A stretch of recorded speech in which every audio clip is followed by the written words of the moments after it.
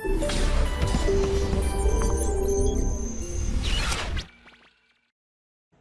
students, today the chapter that we will be revising is probability.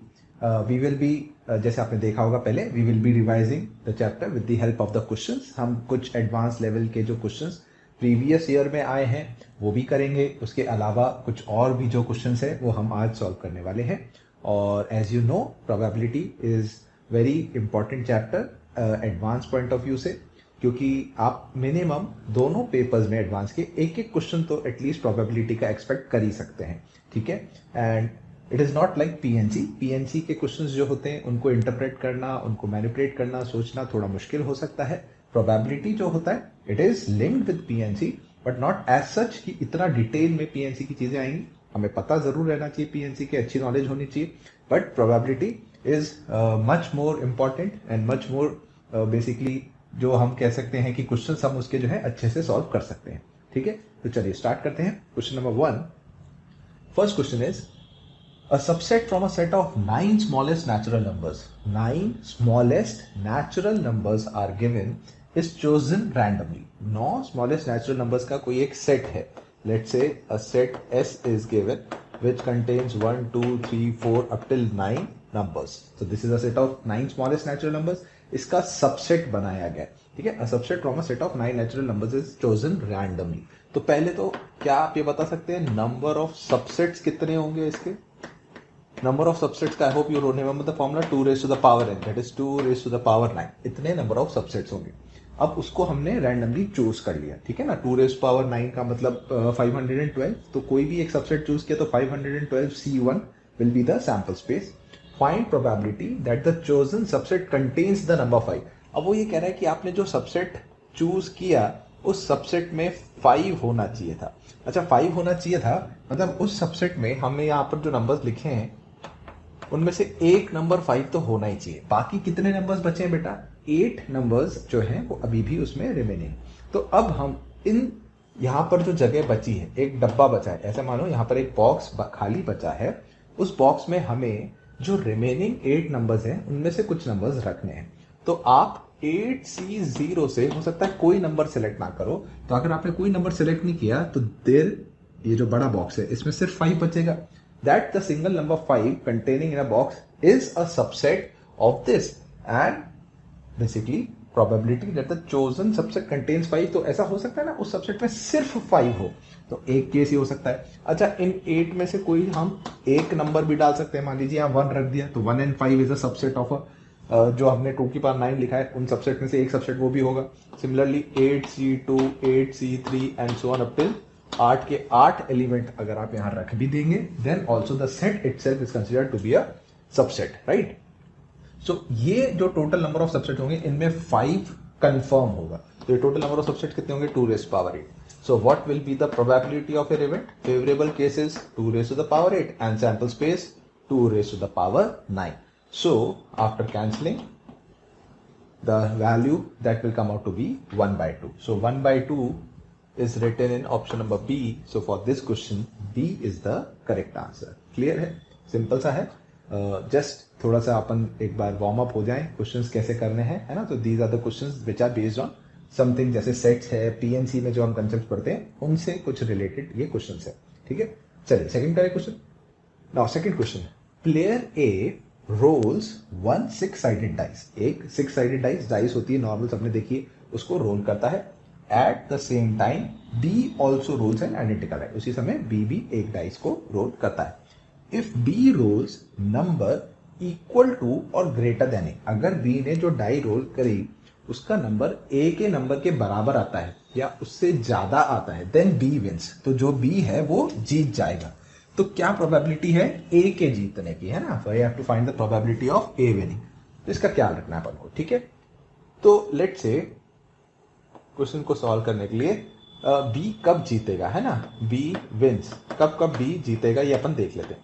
मान लीजिए ए ने 1 फेंका तो बी के पास क्या क्या ऑप्शंस अवेलेबल है. B rolls number equal to और ग्रेटर देन ए. तो बी 1 2 3 4 5 6 करेक्ट है. अच्छा ए ने अगर 2 फेंका, ए ने अगर 2 रोल किया तो बी के पास चॉइसेस 2 3 4 5 6 थी. ए अगर 3 फेंकेगा, बी को जीतने की बात कर रहे हैं, तो बी 3, 4, 5, 6। अगर ए 4 फेंकेगा तो बी 4, 5, 6। ए अगर 5 फेंकेगा तो बी 5 and 6, और ए अगर 6 फेंकेगा तो बी 6। ना चांस आई, सबसे पहले ए ने रोल किया, ठीक है ना, तो we are finding the probability of B winning, और फिर मैं 1 में से सब्ट्रैक्ट करके I will find the probability of A winning, ठीक है। सो ए की चांस आई, उसने डाई रोल किया, उसका कोई भी एक नंबर आ जाए, उसकी प्रोबेबिलिटी कितनी है 1/6। उसकी प्रोबेबिलिटी कितनी है 1/6। अब कोई सा भी इनमें से, बेसिकली हमने इनमें से कोई सा भी एक नंबर सेलेक्ट किया था ए की, तो उस नंबर के आने की प्रोबेबिलिटी हो गई 1/6। अब बी के टोटल फेवरेबल केसेस क्या क्या हो सकते हैं जीतने के? Total cases 6 + 5 11, 11 + 4 15, 15 + 3 18, 18 + 2 20 + 1 21। तो बी के टोटल जीतने के चांसेस हो गए 21, राइट, अपॉन 6 जो प्रोबेबिलिटी है। So the probability comes out to be 21/36. Probability comes out to be 21/36. So what will be the probability of A winning? Probability of A winning 1 minus 21/36, or 36 minus 21/36. 36 minus 21 is 15/36. You can cancel by 3. 3 5s are 15 and 12. So 5/12 will be the probability of A winning. So the chances of A winning comes out to be 5/12, which is written in option C. Okay, C is the correct answer. Okay students, now next question, question number 3. We have to find the probability that the expression sin inverse sin x plus cos inverse cos y is an integer, जहां x और y हमने 1 2 3 4 ये जो set है इसमें से उठाए हैं। तो सबसे पहली चीज sin inverse sin x का ग्राफ आपको जो है याद होना चाहिए। sin inverse sin x का graph is something like this. Clear? This line is x, next line is pi minus x, and so on. The curve moves on like this, and the curve and the equation, and the graph of cos inverse cos y is like this. Clear? This is x, the next line is 2 pi minus x, and so on. तो जो पहली चीज बेटा हमें समझनी है वो ये समझनी है कि जो x है वो x और y है वो 1 2 3 4 इंटीजर्स है। अच्छा, x और y अगर इंटीजर्स है तो बेटा अगर इस लाइन में अगर मान लीजिए आउटपुट जो है साइन इनवर्स साइन x का पाई माइनस x आता है ना, क्योंकि वो डिपेंड करेगा कि x की वैल्यू π/2 से ज्यादा है कि नहीं है। π/2 से ज्यादा हो सकती है 2 3 4, राइट। सो अगर आपने x को मान लीजिए 2 रखा तो आंसर पाई माइनस 2 आएगा, 3 रखा तो आउटपुट पाई माइनस 3 आएगा। Now this is an irrational quantity, this is an irrational quantity. और x जो है this is rational, of course integers है, तो so this minus this cannot be a rational quantity. तो बेटा अगर इंटीजर आंसर आना है तो हमें इसी लाइन के ऊपर रहना है। इसी लाइन के ऊपर रहना मतलब हमारा output sign inverse sine x का x आना चाहिए, तभी जब हम ये इंटीजर इनपुट रखेंगे तो इंटीजर आउटपुट आएगा। Similarly with the case of cos inverse cos y. अच्छा, कॉस इनवर्स कॉस वाई में भी ये लेट्स से y है ना, this will be 2 pi minus y। तो हमारा जो आउटपुट है बेटा वो इसी लाइन पे रहना चाहिए। ये लाइन होती है 0 से पाई के बीच में, 0 से पाई के बीच में, क्योंकि हम आगे जाएंगे तो हमारा answer 2 pi minus irrational minus some integer आएगा which can not be rational. So for that sine inverse sine x should be x and cos inverse cos y should be y. This will happen if x belongs to, negative तो answer आएगा ही नहीं, x belongs to 0 to π/2 that you can see in the graph, and y should remain from 0 to pi. Now from this set कौन कौन से answer π/2 approximately 1.57 होगा, तो x की जो वैल्यू है वो सिर्फ और सिर्फ 1 हो सकती है, और y की जो वैल्यू है, y की वैल्यू 0 से पाई में 1 हो सकती है, 2 हो सकती है और 3 हो सकती है। ठीक है, तो हमें प्रोबेबिलिटी निकालनी है कि ये इंटीजर होगा। अब x और y के टोटल कितने कॉम्बिनेशंस पॉसिबल हैं? x का तो 1 और y का 3, तो ये तो होगा बेटा फेवरेबल केसेस। और सैंपल स्पेस जो होगी वो क्या होगी? x वैसे 4 ऑप्शंस हो सकते थे, y की भी 4 ऑप्शंस हो सकते थे, तो what will be the probability of event that is being asked? That will be 3/16। So 3/16 is written in option number B. Clear है? तो इसका कैसे बी ऑप्शन आया, आई थिंक आपको समझ में आ गया होगा। ठीक है, तो ये ITF से रिलेटेड है ना, मोल्ड कर दिया इसको प्रोबेबिलिटी के क्वेश्चन में। ठीक है, चलिए नेक्स्ट क्वेश्चन देखते हैं, क्वेश्चन नंबर 4। बहुत अच्छा क्वेश्चन है बेटा, इट्स वेरी गुड क्वेश्चन है ना, ध्यान से आपने इसको सॉल्व करना है। क्वेश्चन देखते हैं हम। हमें बोल रहे हैं एक कर्व है y is equal to f x जो कि पास कर रहा है कहां से 0,0 से। एक कर्व ओरिजिन से पास करता है और एक डिफरेंशियल इक्वेशन को सेटिस्फाई करता है। And what is the differential equation? That is dy by d x plus 0 to 5 y dx equal to 27। ठीक है। A and B are randomly chosen from the set 1 2 3 4। एक सेट है 1 2 3 4, इसमें भी 1 2 3 4 दे दिया। A और B को हम रैंडमली इस सेट में से सेलेक्ट करते हैं विद रिप्लेसमेंट, मतलब A और B अलाइक भी हो सकते हैं। Then you have to find the probability that the above curve passes from A, B। ये जो कर्व है वो A और B जो हम पॉइंट सेलेक्ट करेंगे, टोटल कितने की चॉइसेस आएंगे? वैसे 16 है ना। A के लिए 4 ऑप्शन, B के लिए 4 ऑप्शन, तो उन 16 जो ऑर्डर्ड पेयर्स हैं A, B के 1, 1, 1, 2, 1, 3, तो वो जो कर्व है वो कितने उन पॉइंट से पास कर रहा है। तो हमें इसके लिए क्या करना जरूरी है बताइए? हमें इसके लिए सबसे पहले इस कर्व को सिंप्लीफाई करना जरूरी है। ठीक है, तो हम बेटा स्टार्ट करते हैं इसको सॉल्व करना। Differential equation is dy by d x plus integral 0 to 5 times of y dx। अच्छा, y कर्व ही तो नहीं पता अपन को, पर इन्होंने यहाँ y लिखा हुआ है इज इक्वल टू 27। अब देखो बेटा, ये जो भी होगा क्या ये कोई कांस्टेंट वैल्यू होगी? सबसे पहले ये बताइए। हो गई, because it's a definite integral. 0 से 5 किसी भी कर्व का डेफिनेट इंटीग्रल करेंगे तो ये कांस्टेंट है, तो मैं इसको थोड़ी देर के लिए a एज्यूम कर लेता हूं। तो ये मेरे पास इक्वेशन आ गई dy by d x is equal to 27 minus a. So this becomes variable separable type of equation. dy by dy is equal to 27 minus a dx, integrating both sides. y is equals to 27 minus a into x plus constant of integration। तो हम ये देख पा रहे हैं curve हमारा linear equation, एक straight line equation आ रही है and it is passing through 0,0। So first let us substitute x and y 0 from where we will get the value of c as 0। ठीक है, तो बेटा इससे हमें पता चलेगा कि हमारा जो कर्व है लाइन ओरिजिन से पास कर रही है तो वो इस फॉर्मेट की होगी। Now our aim is to find the value of a। अच्छा, a क्या था? a हमने क्या एज्यूम किया था? a हमने 0 से 5 y dx एज्यूम किया था और y हमारे पास ऑलरेडी हम कैलकुलेट कर चुके हैं 27 माइनस ए इंटू एक्स। तो क्यों ना मैं इधर इंटीग्रेशन में y की जगह 27x माइनस ए एक्स लिख देता हूं। कर सकते हैं या चलो 27 माइनस ए इंटू एक्स डी एक्स ऐसे लिख लेते हैं। अब हम इसको इंटीग्रेट कर सकते हैं 27 minus A into x square by 2, x square by 2 limit from 0 to 5. So this becomes 25 by 2. You can take 2 here. 2a is equals to 27 minus a into 25. Correct है? So 2a plus 25a is equals to 27 into 25. 27a is equals to 27 into 25. So the value of a comes out to be 25.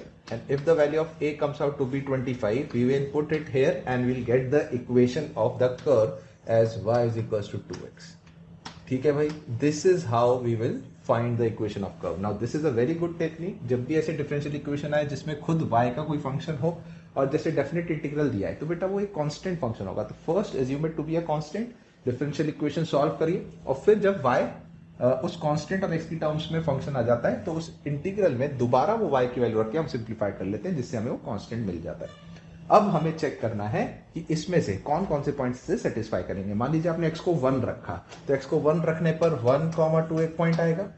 x को अगर आपने 2 रखा तो 2,4 एक और point इसको satisfy करेगा। 3 रखेंगे 3,6। अब y 6 हो ही नहीं सकता है क्योंकि y की भी मैक्सिमम वैल्यू 4 है। तो no other point except 1,2 and 2,4 satisfies this curve. ठीक है, तो हमारा जो फेवरेबल केसेस हैं, कितने फेवरेबल पॉइंट्स आ रहे हैं 2 और सैंपल स्पेस में कितने केसेस होंगे बेटा 4 into 4। There are 4 choices for A and there are 4 choices for B। तो 4 into 4 16। So what is the probability of the event? The probability of event is 1 by 8। 2 by 16 that is 1 by 8। So 1 by 8 it is written in option number C। So C option for this question becomes the correct answer। Okay। Question number 5 ये कह रहा है कि you have to find the probability that a 5-digit number which is formed by digits from the set 1 2 3 4 5। 5 digit का number बना रहे हैं, किस सेट से नंबर उठा रहे हैं 1 2 3 4 5, इस सेट से वो नंबर्स पिक कर रहे हैं and repetition of digits is allowed. Repetition of digits allowed है और वो नंबर 4 से डिवाइड होना चाहिए। ठीक है, तो सबसे पहले तो इसमें बेटा मुझे सैंपल स्पेस बता लो। सैंपल स्पेस का मतलब n of s, you have to make a 5 digit number, 3 4 5। First place को फिल अप करने के लिए have 5 options, next again 5 because repetition is allowed, you can pick any one of this and place it here. Zero वैसे भी नहीं है वहां पर, तो कोई प्रॉब्लम ही नहीं है। तो total number of 5 digit numbers that can be found are 5 raise to the power 5, ठीक है। अच्छा, और अब हमें ये देखना है कि जो हम नंबर बना रहे हैं 5 डिजिट का वो 4 से डिवाइड हो। What is the divisibility of 4? Divisibility of 4, अब ये देखो बेटा बेसिक चीजें हैं, थोड़ा बहुत बेसिक जो डिविजिबिलिटी है वो पता रहना चाहिए। Divisibility of 4 is last two digits must be divisible by 4। सही है, तो चलिए हम केसेस बनाना स्टार्ट करते हैं रिपीटिशन अलाउड के साथ। 1 1 नहीं हो सकता, 1 2 हो सकता है। लास्ट के 2 डिजिट्स 1 2, 1 3 1 4 1 5 नहीं हो सकते।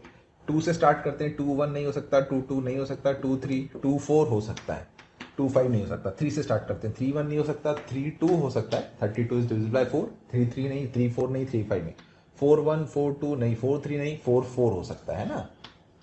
4 5 नहीं हो सकता, 5 1 नहीं हो सकता, 5 2 हो सकता है। तो टोटल पॉसिबिलिटीज कितनी आ रही है लास्ट 2 डिजिट्स की?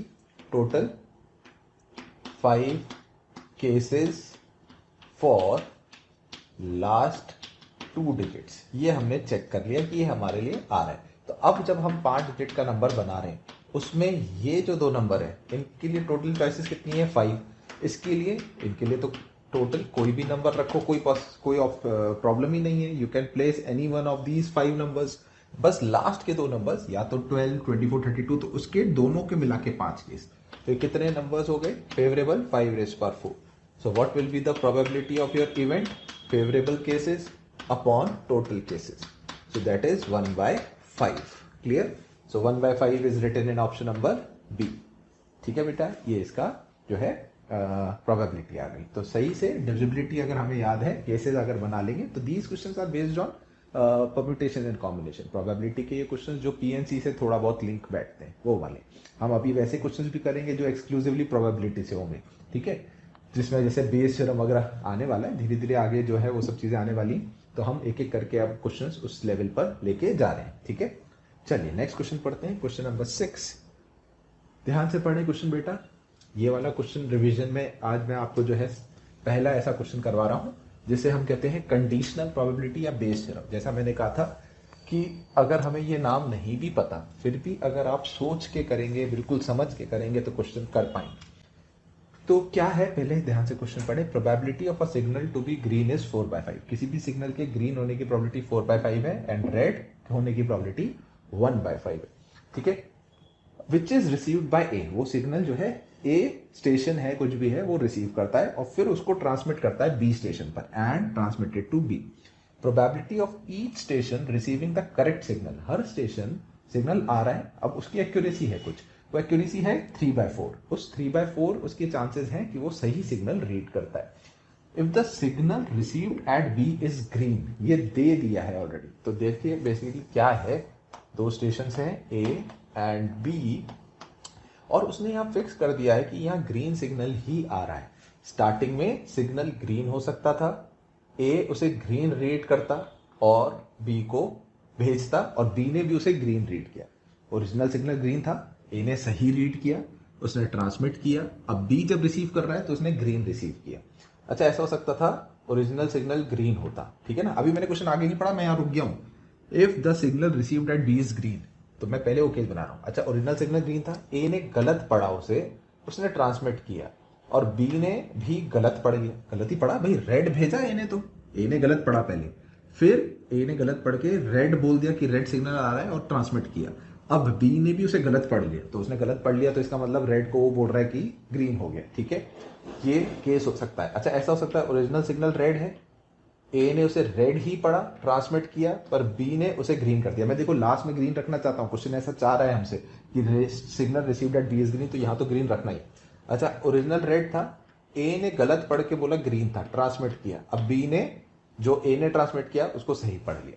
तो बी के ग्रीन होने पे इसके अलावा और कोई केस नहीं हो सकते। तो सबसे पहले बताएं, सबसे पहला ग्रीन सिग्नल होगी, उसकी क्या प्रोबेबिलिटी है? 4/5 इनटू, ठीक है, अब ग्रीन आ रहा था, ए ने सही पढ़ा, यहाँ ग्रीन लिखा है मतलब सही पढ़ रहा है, सही पढ़ने की प्रोबेबिलिटी कितनी है 3/4, और बी भी उसे सही रीड कर रहा है तो उसकी प्रोबेबिलिटी भी 3/4, ठीक है। ओरिजिनल सिग्नल ग्रीन था, उसके चांसेस 4/5 थे। ए ने रेड पढ़ा मतलब गलत पढ़ा, अगर सही पढ़ने की प्रोबेबिलिटी 3/4 है तो गलत की प्रोबेबिलिटी 1/4 हो जाएगी, 1/4। अब ए ने ट्रांसमिट कर दिया, यहां आ तो रेड रहा है पर बी बोल रहा है ग्रीन, मतलब बी ने गलत रीड किया। आ तो रेड रहा था पर यहां बोल रहे हैं ग्रीन, तो इसका मतलब गलत रीड किया गया है, तो गलत होने की प्रोबेबिलिटी 1/4। ओरिजिनल सिग्नल रेड है तो उसकी प्रोबेबिलिटी 1/5। ए ने रेड पढ़ा मतलब सही पढ़ा, सही पढ़ा तो 3/4। बी ने ग्रीन पढ़ा मतलब गलत पढ़ा तो 1/4। ओरिजिनल सिग्नल रेड है 1/5। ए ने ग्रीन पढ़ा मतलब गलत पढ़ा उसे, और बी ने उसे ग्रीन पढ़ा मतलब सही पढ़ा, तो सही पढ़ा तो उसकी प्रोबेबिलिटी 3/4। तो ये इनका जो सम होगा ये तो टोटल हो गई probability signal at B is green. अगर वो बोलता find the probability that the signal at B is green, तो हमारा आंसर क्या हो जाता भाई, यही हमारा आंसर होता 4 × 3 × 3 + 4 + 3 + 3 होल डिवाइडेड बाय 5 × 4 × 4। सबके डिनोमिनेटर में 5 4 4 था, वो मैंने हटा लिया और बाकी सबको ऐड कर दिया। पर क्वेश्चन ये नहीं है, अब क्वेश्चन क्या है, थोड़ा सा आगे पढ़े। If the signal received at B is green, find probability that original signal was green. देखिए बेटा, अगर क्वेश्चन होता find the probability that the signal received at B is green, तो ये हमारा आंसर हो जाता। अब इसमें क्या हुआ, एक इवेंट हो चुका है, बी पे खड़ा आदमी या बी पे जो भी ट्रांसमीटर है, जो भी रिसीवर, वो बोल रहा है कि ग्रीन सिग्नल आ चुका है। अब आप तो इस बात की प्रोबेबिलिटी बताओ कि ये हो गया, तो जो ओरिजिनल सिग्नल था वो ग्रीन था, ओरिजिनल सिग्नल था वो ग्रीन था। तो आउट ऑफ 4 पॉसिबल केसेस, जब लास्ट में ग्रीन आ रहा था, 2 मेरे फेवरेबल हैं। तो जब एक इवेंट हो चुका है और उसके होने के बाद हमें प्रोबेबिलिटी निकालनी होती है, तो उसे अपन कहते हैं given, which is called conditional probability. So this is a question of which we call Bayes theorem. Bayes theorem is nothing but conditional probability. You have to now find the probability original signal is green provided given signal at B was green. This is now what we have to find.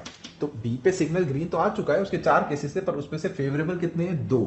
तो वो 2 की जो probability that is 4 × 3 × 3 + 4 को तो हम ऊपर रखेंगे और टोटल इससे डिवाइड कर देंगे। अब इसमें देखिए 544 अपॉन 544 तो कट जाएगा, तो यहाँ जो बचेगा that is 4 × 3 × 3 + 4 + 3 + 3 12 3 36, sorry 4 3 12 3 36, 36 + 4 40, 40 + 6 46. So that is 20/23 will be this conditional probability. So 20/23 is written in C option. So that means C is the correct answer of this question. Okay. Thank you प्यारे बच्चों, आप सभी हमारे motion के जो videos हैं उनको आप देख रहे हैं और अपना प्यार हम सबके साथ बांट रहे हैं, उसके लिए बहुत बहुत धन्यवाद।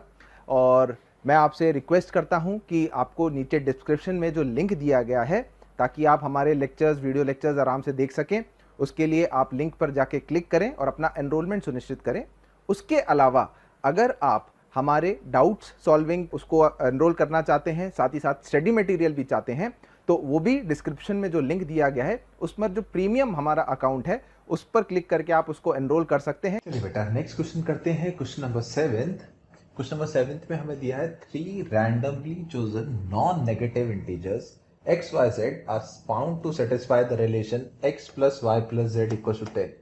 x, y, z का सम 10 है और x, y, z कैसे हैं, नॉन नेगेटिव इंटीजर्स, मतलब x is greater than equals to 0, y is greater than equals to 0, z is greater than equals to 0.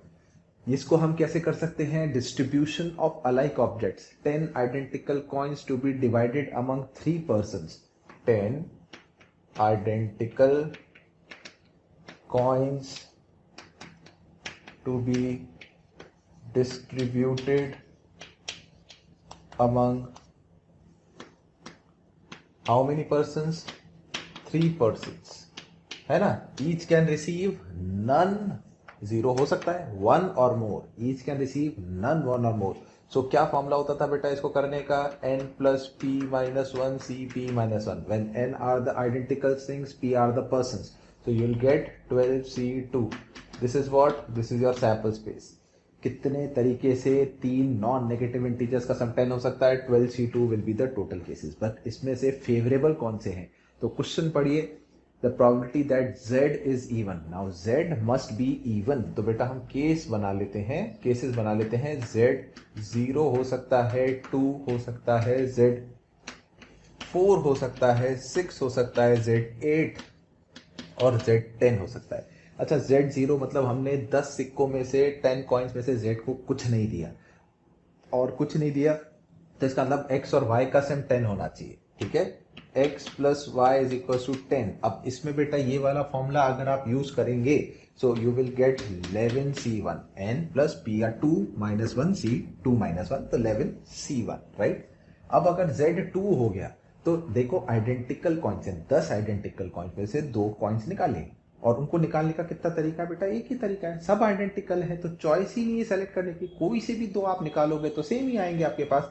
तो आपने वो 2 कॉइन्स पकड़े और आपने z को दे दिए और z को बाहर बिठा दिया कि भाई तेरा काम हो गया, तुम्हें 2 कॉइन्स चाहिए थे, you are done with it. Now let me distribute the remaining 8 coins among x and y. तो x plus y is equal to 8 में, now if you apply this formula, है ना, each can receive none, one or more, so your answer will be 9c1.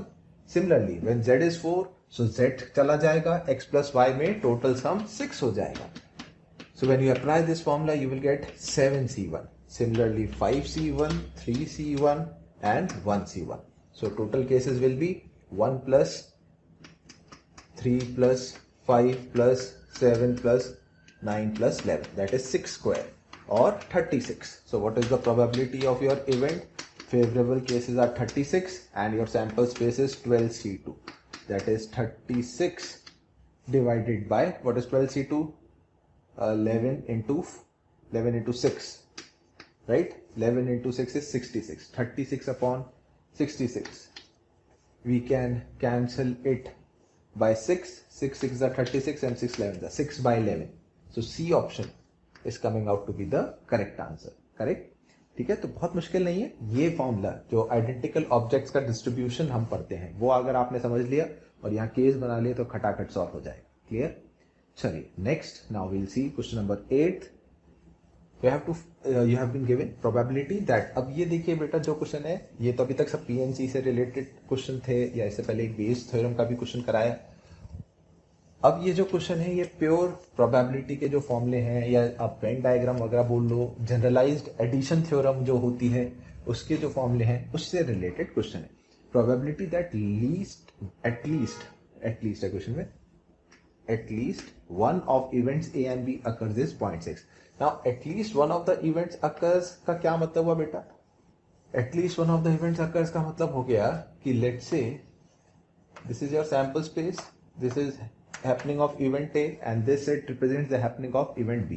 So at least one of the events occur, either this or this or this. At least one मतलब only A occurs, only B occurs, or A and B both occurs. So basically what you have been given, you have been given A union B. अच्छा हाँ, ये जो question था ना बेटा, ये JEE 2017 में पूछा गया एडवांस में. ठीक है, अब आप खुद देखो, इतना टफ नहीं था. This is a question of JEE 2017 advance. This is also a question of JEE only.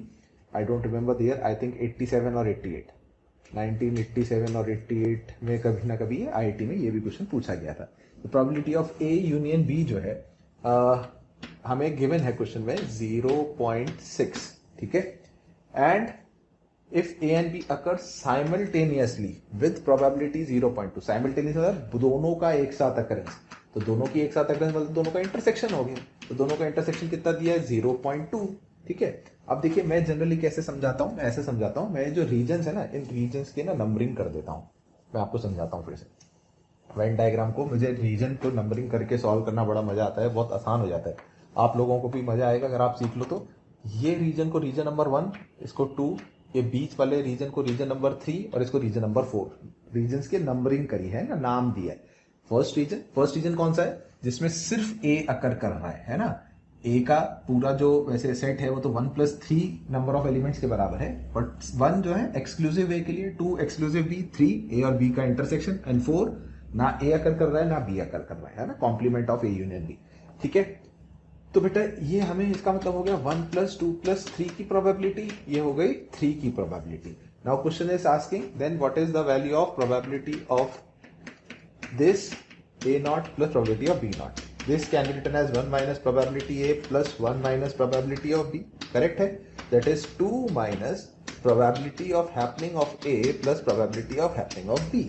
तो बेटा इसका मतलब आपने निकालना है 2 minus probability of happening of a का मतलब 1 and probability of happening of b मतलब 2. This is what you have to find. Correct है? 1 plus 2 plus, ठीक है ना, ए यूनियन बी था ना बेटा, and probability of happening of A plus probability of happening of B, 1+2+, और यहां पर जो है भाई ए में 1+3 आ रहा है और बी में 2+3 आ रहा है, तो 2 टाइम्स ऑफ 3 और आएगा, है ना भाई। प्रोबेबिलिटी ऑफ ए मतलब 1+3, प्रोबेबिलिटी ऑफ बी मतलब 2+3, तो first region plus second region plus third region 2 times. तो बेटा ये हो गया 2 माइनस, क्या मैं इसको probability of A union B plus probability of A intersection B लिख सकता हूं क्या बेटा? सोचना ध्यान से, ए यूनियन बी का क्या मतलब था 1+2+3 और ए इंटरसेक्शन बी का मतलब 3, दोनों को ऐड करने पे 1+2+3 2 टाइम्स हो गया, तो दिस बिकम्स 2 माइनस 0.6 प्लस 0.2, ठीक है ना, तो 2 माइनस 1.0.8, तो दैट इज 1.2। तो आंसर हमारा कितना आ गया बेटा finally? 1.2, that is option number C. Okay Okay, बच्चों, now next 2 questions, question 9 and 10 I have written on the board. Both are previous years advanced के ही questions हैं. One is I think this was of 1986 and this one much previous than that also. But still they are good questions for your concepts. सीखने के लिए, practice करने के लिए, revision करने के लिए, these are good questions. So let us do question number 9. If 1 plus 3p by 3, 1 minus p by 4 and 1 minus 2p by 2 are the probabilities of 3 mutually exclusive events. These 3 are mutually exclusive events. So let us consider A एक event है जिसकी probability is 1 plus 3p by 3. B is another event whose probability is 1 minus p by 4. And C is another event whose probability is 1 minus 2p by 2. Now these are mutually exclusive. What are mutually exclusive events? A intersection B is a null set. B intersection C is also a null set, and C intersection A is also a null set. Disjoint sets. They don't have any elements in common. So बेटा अगर 3 mutually exclusive sets हैं तो आप ऐसे सोचिए, जैसे मान लीजिए ये ए है, ये बी है और ये सी है, ये ए सेट है, ये बी सेट है और ये सी सेट है। तो बेटा इन तीनों की इंडिविजुअल प्रोबेबिलिटीज का जो सम होगा, probability of A plus probability of B plus probability of C, क्या ये हमेशा 1 से कम होगा? ऑफ कोर्स होगा ही होगा। ये तीनों को मिलाकर कंप्लीट सैंपल स्पेस बन जाए, ये पॉसिबल है या नहीं है? भाई ऐसा वेन डायग्राम बना लो, लेट्स से ऐसे ले लो, ये ए है, ये बी है और ये सी है, तो इससे ज्यादा सैंपल स्पेस से ज्यादा तो तीनों इवेंट्स की प्रोबेबिलिटी का सम हो ही नहीं सकता है। और म्यूचुअली एक्सक्लूसिव आपको समझना है, एक ही एक्सपेरिमेंट के इवेंट्स होते हैं, एक ही एक्सपेरिमेंट के आउटकम्स होते हैं। जैसे हमने डाइस को रोल किया, फेयर डाइस को, तो इवन का आना और ऑड का आना, इन दोनों को जोड़ो तो दीज आर म्यूचुअली एक्सक्लूसिव। इवन 2 4 6, ऑड 1 3 5, दोनों में कोई कॉमन नहीं है और इन दोनों को जोड़कर पूरी सैंपल स्पेस बन गई। कई बार हो भी सकता है नहीं भी बने, है ना, पर मैक्सिमम सैंपल स्पेस के बराबर हो सकता है। तो हम एक इनइक्वालिटी यहां से बना लेंगे, that is 1 plus 3p by 3 plus 1 minus p by 4 plus 1 minus 2p by 2 इज less than equal to 1। So 1 by 3 plus 1 by 4 plus 1 by 2 plus p minus p by 4, है ना, plus p minus p by 4 minus p is less than equal to 1। Plus p से minus p तो cancel हो गया। इसमें LCM लोगे तो LCM 12 आएगा, 3 4 जा 4 3 जा 2 6 जा is less than equal to p by 4। 6 and 4 10, 10 and 3 10 and 3 13, so 13 by 12 is less than equals to p by 4 और p is greater than equals to 13 by 3। Clear है? अच्छा, p is greater than equals to, ये कैसे आया? I think I have done some calculation mistake. Okay, यहाँ 1 sorry, यहाँ 1 ये missing रह गया. सॉरी, फिर से करते हैं. 13/12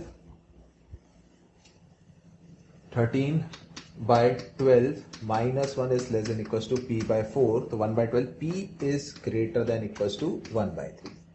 एक कंडीशन आ गई हमारे पास, p की वैल्यू 1/3 से ज्यादा होनी चाहिए. पर देखिए बेटा, this is not the sufficient condition. तीनों क्वांटिटीज का आप इनइक्वालिटी सॉल्व कर रहे हैं. x + y + z 1 से छोटा कर दिया, तो x + y + z 1 से छोटा, तो इसका मतलब हो सकता है ये वाली वैल्यू 0 से भी कम हो जाए. जबकि आप जानते हैं प्रोबेबिलिटीज का सम जो है वो 0 से कम नहीं होना चाहिए. एक फैक्ट आपको जो अब और कंडीशंस का ध्यान रखना है. पहली उसमें ये कंडीशन कि ये जो प्रोबेबिलिटी है that is 1 + 3p/3, 1 + 3p/3, 1 + 3p/3, ये किसके बीच में होनी चाहिए बेटा? 0 से 1 के बीच में. 0 से ज्यादा और 1 से कम. करेक्ट. तो यहां से आपको मिलेगा 1 + 3p की वैल्यू 0 से 3 के बीच में. 1 सब्ट्रैक्ट करो, -1, 3p, 2. तो p belongs to -1/3 to 2/3. First inequality. ठीक है. ऐसे ही सेकेंड इनइक्वालिटी आप सॉल्व करेंगे. सेकेंड मैं यहां लिख देता हूं. सेकेंड इनइक्वालिटी जब आप सॉल्व करेंगे, 1 - p/4 belongs to 0 to 1. So 1 - p belongs to 0 to 4. 1 subtract करेंगे अगर आप, तो -1 से 3, तो p belongs to negative of this, that is 3 से लेकर -3 से, सॉरी, -3 से लेके 1. And third case 1 - 2p/2 belongs to 0 to 1. So 1 - 2p belongs to 0 to 2. 1 subtract करेंगे तो -2p belongs to -1 to 1. -1 to 1. So p belongs to -1/2 to 1/2. And then you take intersection of all the 4 cases. First case, second case, third case and fourth case. So finally you will get the value of p from 1/3 to 1/2. ये final answer आएगा. p का interval आ जाएगा. अब 1/3 मतलब 0.33 something, 0.33, और 1/2 मतलब 0.5. तो 0.33 से 0.5 के बीच में 0.3 doesn't lies, 0.6, 0.7 doesn't lies, only 0.4 can be. लिखा भी है क्वेश्चन में कैन बी, हो सकता है. तो only 0.4 can be one of the values of p. ठीक है बेटा, अच्छा क्वेश्चन है, म्यूचुअली एक्सक्लूसिव, और इंडिविजुअल प्रॉपर्टीज को 0 से 1 के बीच में करते हुए फिर आगे हमें बढ़कर सॉल्व करना है. ठीक है. चलिए नेक्स्ट क्वेश्चन नंबर 10 देखते हैं. हो भी सकता है ऐसा क्वेश्चन या ये क्वेश्चन आपने पहले किया हो, तो फटाफट quick revision. p and q are selected from the set 1 से लेके 10, first 10 natural numbers with replacement, मतलब p and q सेम भी हो सकते हैं. Then you have to find the probability that the roots of quadratic equation, कौन सी quadratic equation, x² + px + q के रूट्स रियल होंगे. ठीक है. तो भाई सिंपल सा है, देखो केस तो इसमें बनाने ही पड़ेंगे. रूट्स रियल होने की condition, d greater than equals to 0, b² - 4q should be greater than equals to 0, या p² हमेशा 4q से ज्यादा होना चाहिए. Let us take the cases of p and q and we will check कि probability क्या हो. सबसे पहले सैंपल स्पेस बता दीजिए आप कितना होगा. What will be the sample space? It will be 10 × 10, that is 100. ठीक है. p को सेलेक्ट करना है, q को सेलेक्ट करना है. 10 चॉइसेस अवेलेबल हैं, तो 10 × 10 टोटल 100 पेयर्स बनेंगे. अच्छा, what will happen if p is 1? If p is 1, तो क्या p² कभी 4q से ज्यादा हो सकता है क्या? q को आपने 1 भी रखा, तो 1 can not be greater than equal to 4, not possible. p को अगर आपने 2 रखा, तो 2 का square 4 is greater than equal to, तो q की वैल्यू आप 1 रख सकते हो.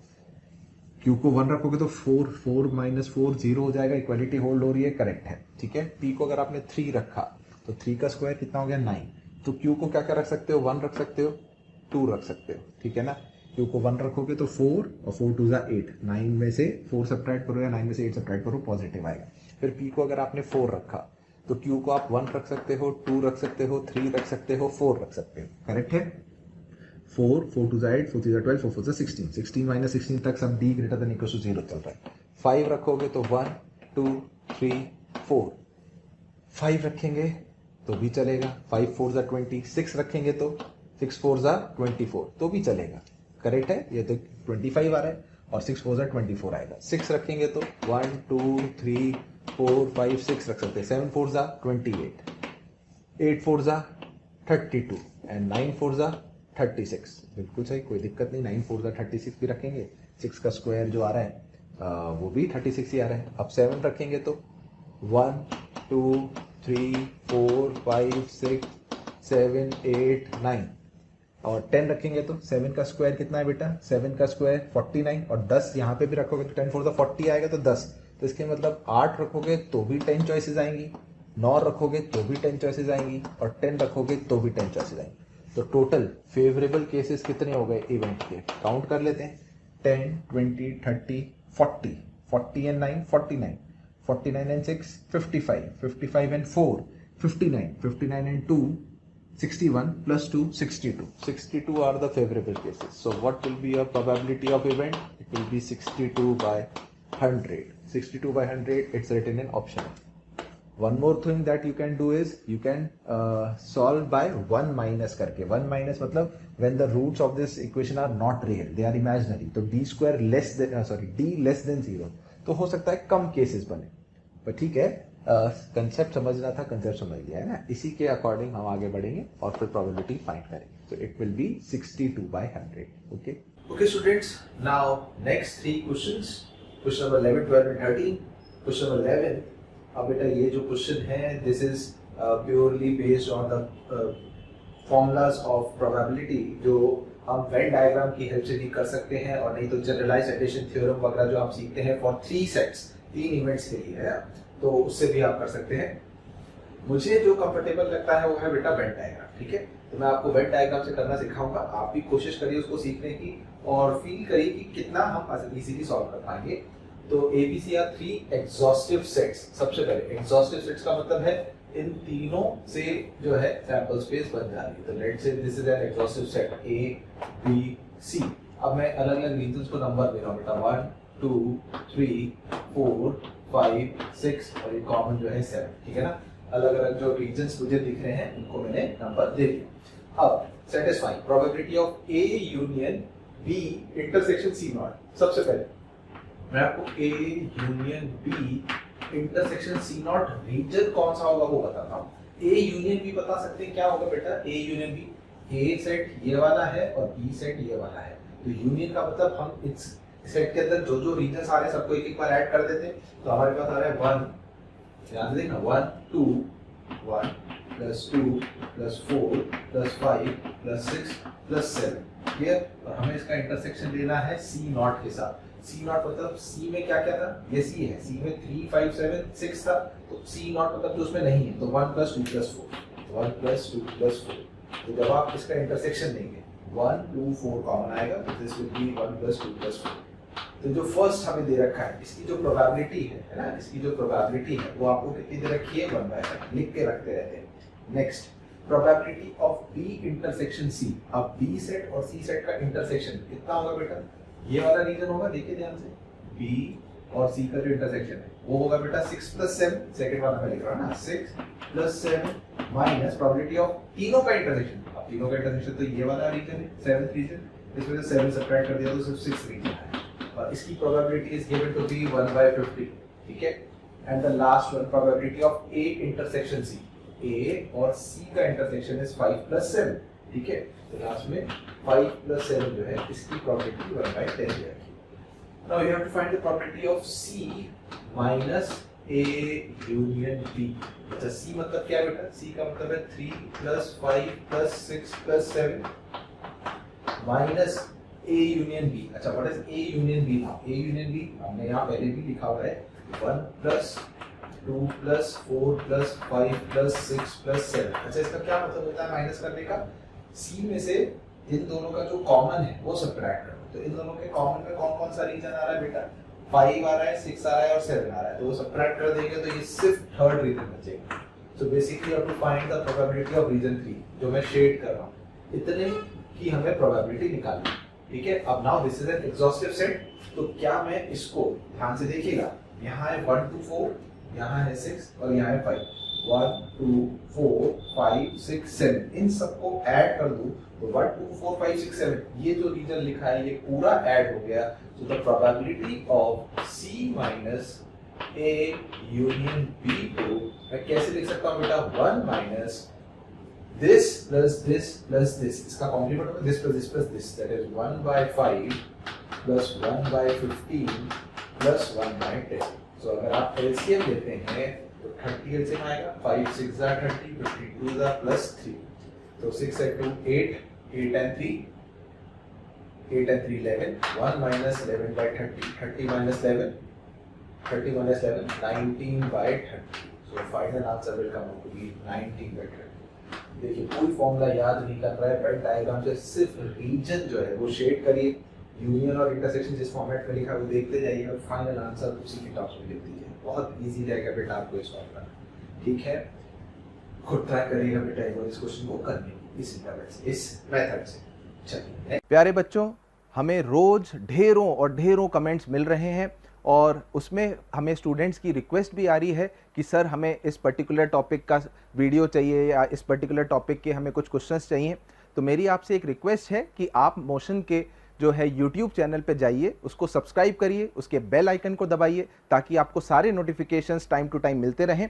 क्योंकि हमें ज़्यादातर जिन चीज़ों की रिक्वेस्ट मिल रही है, जिस वीडियो की रिक्वेस्ट मिल रही है, आप यूट्यूब चैनल पर जाके चेक करेंगे तो आप देखेंगे कि हमने ऑलमोस्ट सारे ही जो वीडियोज़ हैं वो अपलोड कर रखे हैं। तो आप उसको आराम से एनरोल करके वीडियोज़ देख सकते हैं ताकि आप उसका ज़्यादा से ज़्यादा जो है फ़ायदा उठा सकें। क्वेश्चन करते हैं क्वेश्चन नंबर 12 और मैं उम्मीद कर रहा हूँ कि शायद ये क्वेश्चन जो है ऑलमोस्ट सब जिन्होंने कहीं ना कहीं पीएनसी में ना कभी प्रैक्टिस करते टाइम देखा होगा। तो this is basically a linear arrangement of some boys and some girls, right? So there are 6 boys and 6 girls which are sitting in a row at random. We have to find the probability that boys and girls sit alternately. Boys and girls sit alternately. ठीक है? So total arrangement या जिसे हम sample space कहेंगे, तो इस पर total arrangement में तो ज़्यादा बेटा सोचना ही नहीं है। 12 total students हो गए, 6 boys and 6 girls, तो उनका arrangement 12 factorials होगा। Now we have to ensure that the boys B1, B2, B3, B4 they sit alternately. So let us first make the boys sit at the 4 places. Oh sorry, 6 boys at the 6 places B5 and B6. ठीक है, 6 boys को 6 place पे arrange कर देते हैं 6 factorial. Now if the girls and boys have to sit alternately, so let's say we are making the girls sit from this position. First girl or any one of the girls out of the 6, वो एक girl यहाँ बैठेगी। तो जो next girl है उसको इधर ही बिठाना पड़ेगा ऑल्टरनेट। तो 1 2 3 4 5 6 basically it's a gap method, but still ऐसे टोटल गैप्स तो 7 है, बट हमें हर ऑल्टरनेट गैप को सिलेक्ट करना होगा, गर्ल्स को सेट करना है। तो इन 6 प्लेसेस पर 6 गर्ल्स बिठाने के 6 फैक्टोरियल तरीके है ना। दिस इज फेवरेबल केसेस जो है हम वो काउंट करेंगे। अच्छा बेटा, ये बिल्कुल जरूरी नहीं है कि हम फर्स्ट पोजीशन गर्ल को दें। ऐसा हो सकता है हमने गर्ल्स को यहाँ से बैठाना स्टार्ट किया, फर्स्ट पोजीशन बॉय की, तो नेक्स्ट ऑल्टरनेट पोजीशन गर्ल की आएगी, फिर ये। इसका मतलब all together there are 2 choices of arranging 6 boys and 6 girls, 6 factorial into 6 factorial into 2 by 2. Either you start by first girl से पोजीशन से या फर्स्ट बॉय पोजीशन, मतलब गर्ल ये जो ऊपर है वो वहाँ की यहाँ से करेंगे। So what will be the probability of your event? Favorable cases 6 factorial into 6 factorial into 2 divided by 12 factorial। तो आंसर इसको सिंप्लीफाई करके दे रखा है। तो बेटा जब आप सिंप्लीफाई करेंगे your correct answer will come out to be 1/462। 1/462 ये आप चेक कर सकते हैं। C option will be the correct answer। Clear है? चलिए नाउ नेक्स्ट क्वेश्चन नंबर 13। ये बेटा क्वेश्चन नंबर 13 जो है ये एडवांस का क्वेश्चन है। जेईई एडवांस में ये क्वेश्चन पूछा गया था 2017 में, मल्टीपल चॉइस है ना। देख देता हूं, this is a multiple answer type. Okay,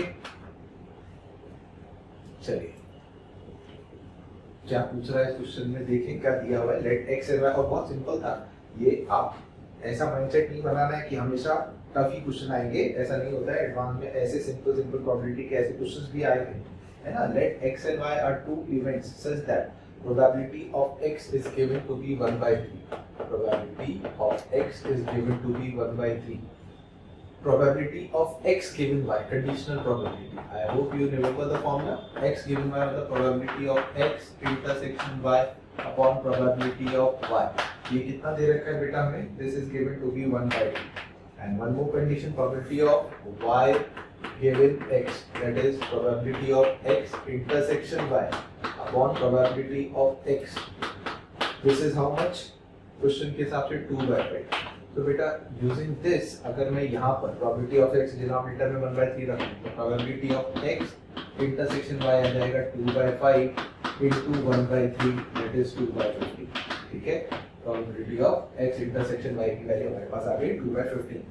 option देखेंगे ऐसा है क्या? probability of x intersection y is 1 by 5, हमारा 2 by 15 आ रहा है. ये ऑप्शन तो गलत हो गया.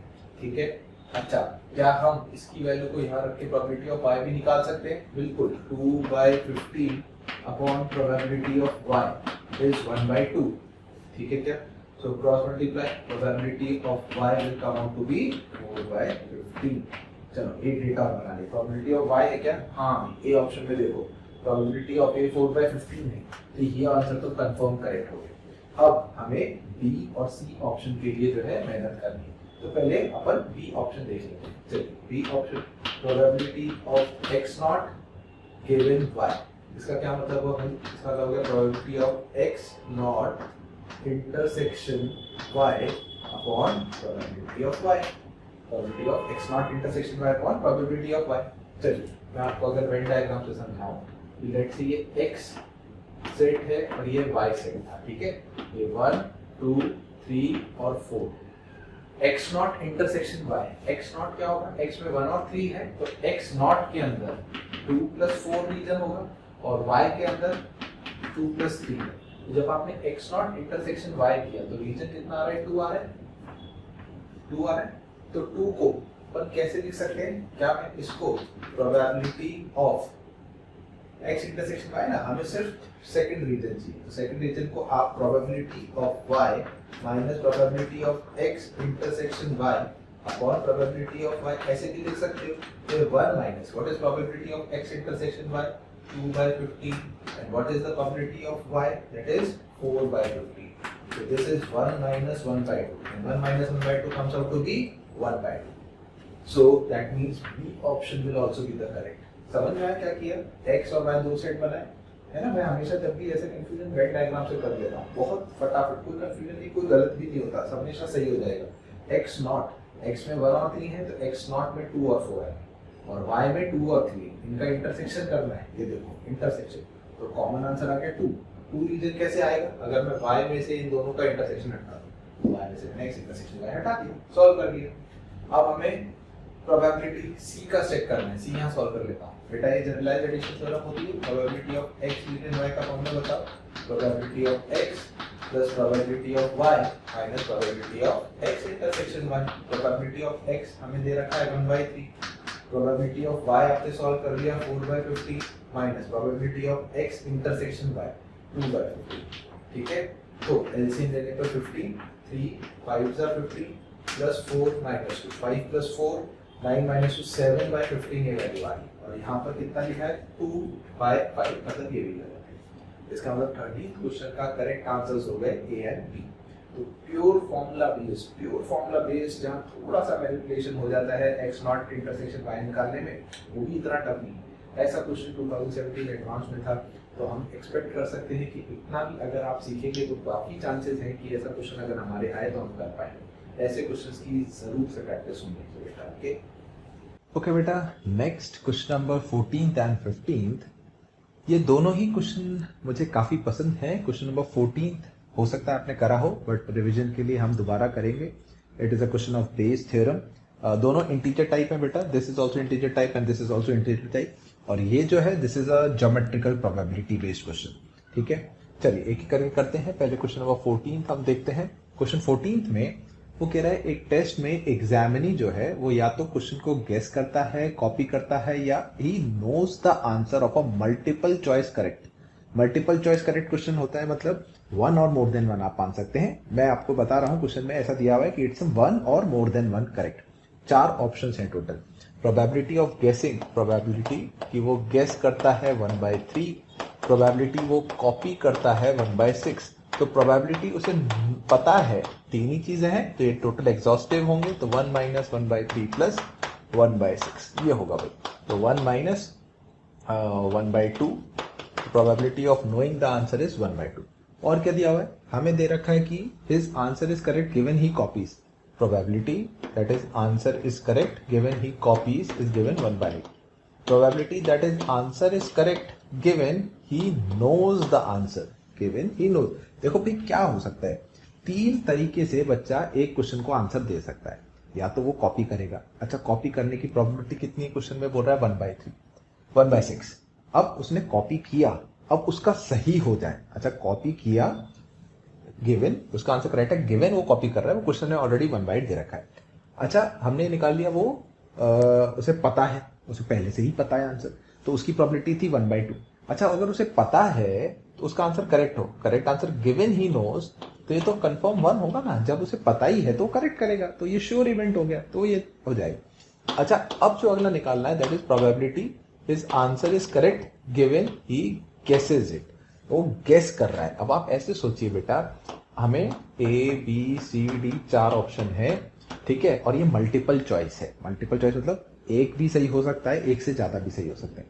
अब बेटा इस क्वेश्चन का सही आंसर तो एक ही होगा, सही आंसर तो एक। अच्छा आंसर करने के तरीके कितने हैं, पहले तो निकालते हैं total ways of answer. A option को मार्क करो या ना करो, 2 चॉइसेस। बी को या तो मार्क करो या ना करो, फिर 2 चॉइसेस।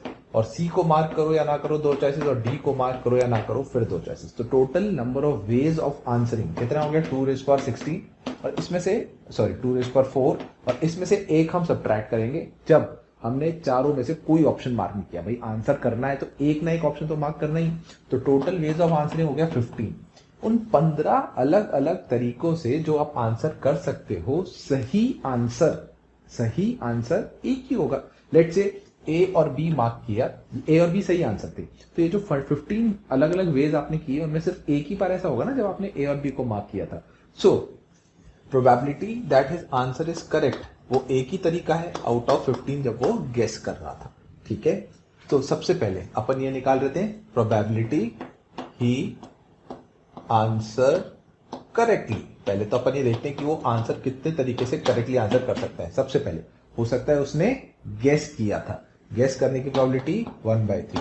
गेस करने के बाद उसका सही हो जाए 1/15 प्लस, या फिर ऐसा होता है प्लस मतलब, या फिर ऐसा हो सकता है उसने कॉपी किया था, कॉपी किया तो उसकी चांसेस 1/6 थे, और उसके बाद उसका सही हो जाए वो 1/8 है। या ऐसा हो सकता था कि उसे पता था, पता होने की प्रोबेबिलिटी 1/2, और फिर पता होने के बाद सही हो जाए उसकी प्रोबेबिलिटी 1 हो जाए। अब क्वेश्चन में क्या पूछा है ये देखते हैं। क्वेश्चन में पूछा है if the probability that his answer was correct given he answered if the probability that he knew the answer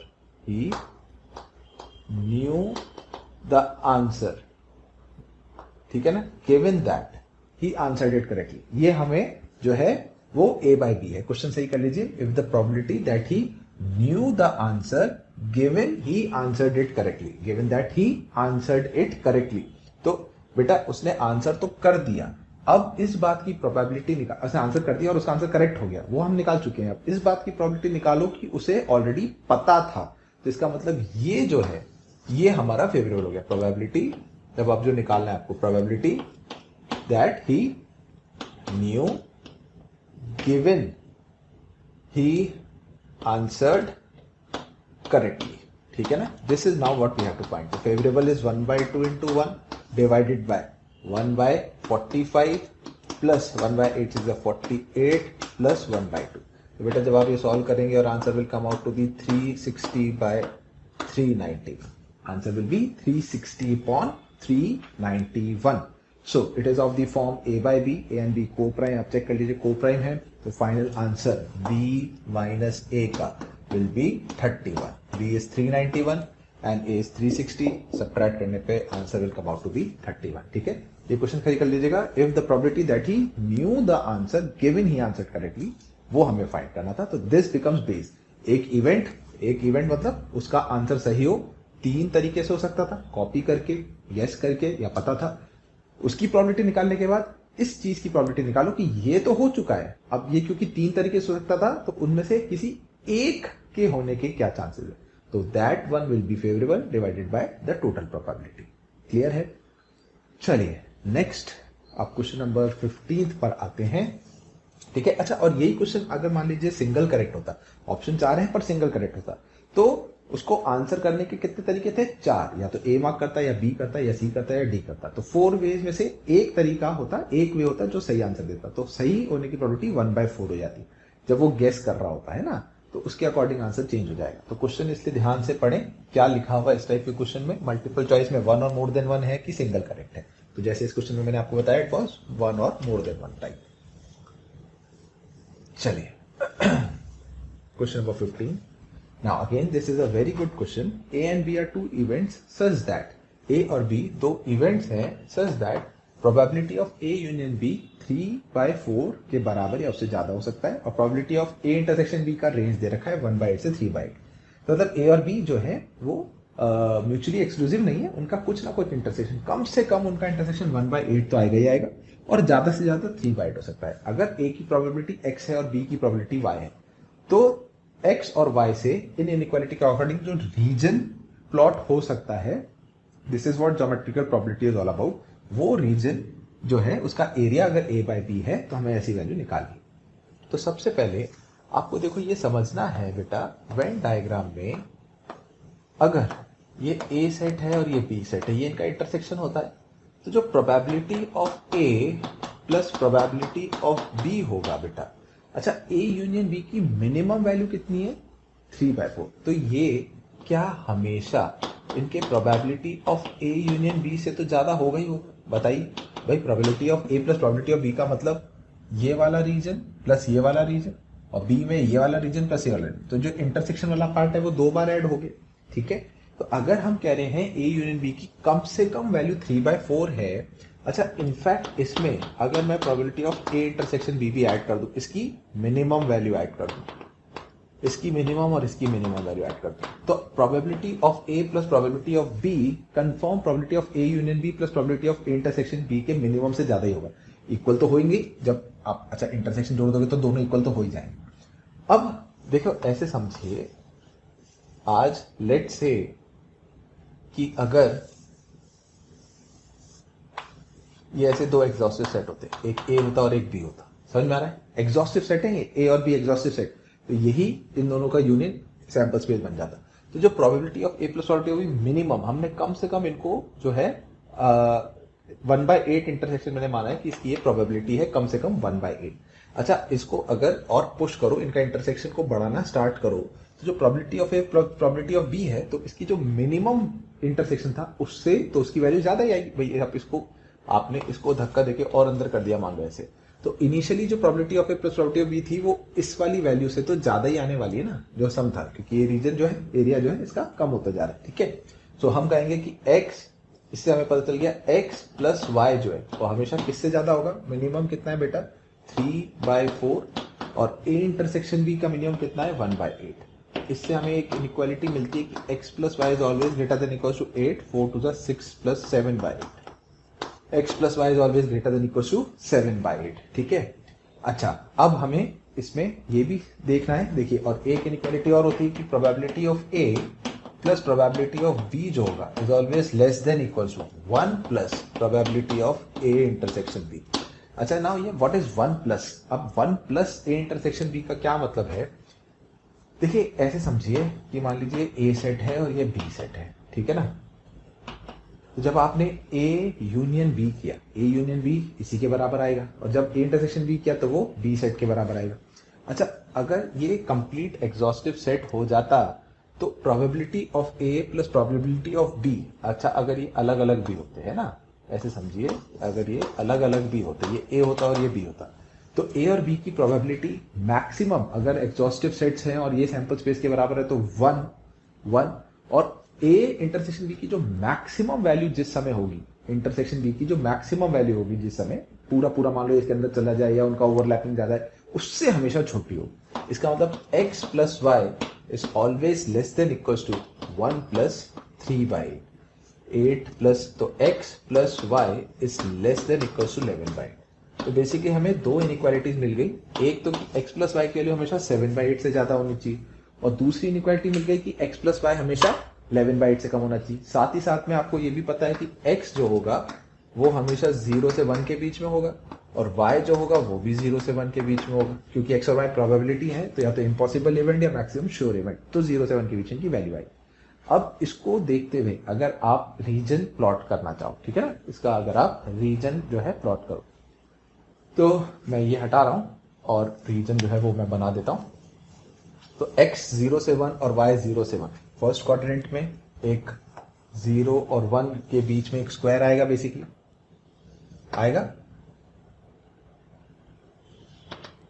ठीक है, कुछ ऐसे, this is x equals to 1 line, this is y equals to 1 line, ठीक है। तो जो भी reason होगा वो 0 से 1 के बीच में x और y का होना चाहिए। उसके अलावा x प्लस वाई की वैल्यू हमेशा किससे ज्यादा होनी चाहिए, x प्लस वाई की वैल्यू हमेशा 7 by 8 से ज्यादा होनी चाहिए। तो अगर मैं एक लाइन खींचूं x plus Y equals to 7 by 8, rub कर दिया जैसे x plus Y greater than equals to 7 by 8 आ रहा था, तो 7 by 8 मतलब वो वाली जो लाइन होगी वो कुछ ऐसे पास कर रही होगी, सही है, x प्लस वाई की वैल्यू से ज्यादा होनी चाहिए। तो इस रीजन में आपको रहना था, है ना, ऑपोजिट टू द ओरिजिन। कैसे पता चलता है, x को 0 y को 0 रखा तो माइनस रीजन आ रहा है, भाई माइनस आ रहा है ना sign, x plus y minus 7 by 8 में x को 0 y को 0 नेगेटिव आ रहा है, जबकि हम पॉजिटिव चाहते तो ऑपोजिट साइड ऑफ ओरिजिन हो गया। और एक हो गई x प्लस वाई 11 by 8 से कम होना चाहिए, 1, 1, 2 माइनस 11 by 8, तो 2 इस तरफ आ रहा है ना ओरिजिन के, हाँ, तो ये 11 by 8 वाली लाइन ऐसे कुछ पास कर रही हो, ठीक है। और हम इसके नीचे की साइड जो है वो रहना चाहते हैं। पहले मैं एक बार चेक कर लूं ये लाइन कैसे पास कर रही होगी, x plus y minus 11 by 8, अच्छा, ओरिजिन रखने पर नेगेटिव आ रहा है, और 1, 1 रखने पर 2 by पॉजिटिव आ रहा है, सॉरी, ये जो लाइन होगी ऐसे पास नहीं करेगी, ये वाली लाइन भी यहीं से ऐसे पास करती हुई जा रही होगी, ठीक है। और हम x plus y minus 11 by 8 को greater than equal, sorry, less than equal to 0 चाहते हैं, मतलब ओरिजिन कंटेनिंग, तो इसके नीचे के साथ। तो रीजन जो आ रहा है वो ये वाला जो रीजन है वो आ रहा है, सही है। ये पॉइंट हो गया 7 by 8, ये वाला पॉइंट भी होगा कितना, 7 by 8, ठीक है। अच्छा, ये वाली वैल्यू अगर हमें फाइंड करनी तो हम कर सकते हैं। इस पॉइंट के कोऑर्डिनेट्स क्या होंगे, y कोऑर्डिनेट तो 1 के बराबर होगा, y कोऑर्डिनेट 1 अगर मैं रख देता हूं तो x कोऑर्डिनेट कितना आएगा, x कोऑर्डिनेट आ जाएगा 11 by 8 माइनस 1, तो दैट इज 3 by 8। तो x कोऑर्डिनेट हो गया, y को 1 रखा था ना हमने, इस लाइन में हमने y की जगह 1 रख दिया, तो 11 by 8 माइनस 1, 3 by 8, तो दिस इज 3 by 8, 1, और ये x को 1 रखोगे तो x 1 आएगा, x1 आएगा, और y की वैल्यू 3 by 8 आएगी, ठीक है। So we have to find the area of this region. तो इस रीजन का जो एरिया आएगा बेटा वो कैसे निकालेंगे अब आप बच्चों? अगर आपको हमारे द्वारा बनाए गए वीडियोस, हम जो उसमें आपको पढ़ा रहे हैं, वो पसंद आए तो आप उन वीडियोस को ज़रूर शेयर करिए, लाइक करिए और शेयर करिए, ताकि वो वीडियोस ज़्यादा से ज़्यादा ज़रूरतमंद बच्चों तक पहुंच सके और वो सब भी उन वीडियोस से अपने आप का फ़ायदा जो है वो ले सकें। आप लोगों का ढेर सारा स्नेह और प्यार देखकर हमारी पूरी मोशन की टीम जो है वो बहुत मोटिवेटेड है, और हम उतने ही मोटिवेशन से आपके बेहतरमंद के लिए बहुत ही अच्छे वीडियोस बनाने की कोशिश कर रहे हैं, और हम पूरी कोशिश कर रहे हैं कि आपको ज़्यादा से ज़्यादा और बेहतर से बेहतर कंटेंट प्रोवाइड किया जा सके। तो देखिए क्या कर सकते हैं आप एक काम कर सकते हैं कि ये जो स्क्वायर था, इस स्क्वायर के एरिया में से इस ट्राइंगल और इस ट्राइंगल के एरिया को सबट्रैक्ट कर दें, ठीक है ना। तो बेटा जो एरिया हो गया, स्क्वायर का एरिया कितना हो गया, 1 माइनस इस वाले ट्राइंगल के area half base into height, that is 1 by 2 into 7 by 8 into 7 by 8 minus, और ये वाला जो ट्राइंगल है ये वाला, इसका एरिया कितना होगा, 1 by 2 इंटू ये लेंथ कितनी है बेटा, 1 माइनस 3 by 8, 1 माइनस से 5 by 8, तो 5 by 8 इंटू 5 by 8 का होल स्क्वायर। तो बेटा जब आप इसे सॉल्व करेंगे और answer will come out to be 27 by 64, answer will be 27 by 64. Area of the region is of the form A by B. So A or B co-prime, yes, I think they are co-prime. So b minus 2a, 27, oh sorry, 64 minus twice of a, that is 54. So answer will be 10. ठीक है, final answer कितना आएगा? 10 आ जाएगा इसका answer. Clear है? अच्छा question है भाई. इनइक्वालिटी से कैसे हम पहले x और y की रेंज निकालेंगे, फिर कैसे प्लॉट करके उसका जो है हम शेडेड एरिया जो है वो फाइंड करेंगे. स्टूडेंट्स, अब हम नेक्स्ट दो क्वेश्चंस करते हैं, and these two questions are based on the passage that has been given. So you have to read the paragraph and then attempt these two questions. So the question says that, the theory says that 2 raised to the power n, where n belongs to natural numbers, which is greater than equals to 2, players of equal strength, total 2 raised to power n players हैं of equal strength, they are playing a knockout tournament. ठीक है, knockout tournament जानते हैं, match हुआ, जो जीता वो आगे, जो हारा वो बाहर, ऐसे कुछ लिखा है. And they are paired randomly उन प्लेयर्स को जो है रैंडमली पेयरिंग करी जाती है in all the rounds, and the winner reaches the next round. Knockout tournament का मतलब ये होता है, जो विनर है वो नेक्स्ट राउंड में, और जो हार गया वो नॉकआउट मतलब बाहर हो जाएगा. सो 16th क्वेश्चन में पूछ रहा है, Pn is the probability that exactly one of P1 and P2, P1 and P2 are the specific players, ये दो प्लेयर्स हैं जो 2 की power n number of players में दो प्लेयर्स ये थे, रीचेस द सेमीफाइनल.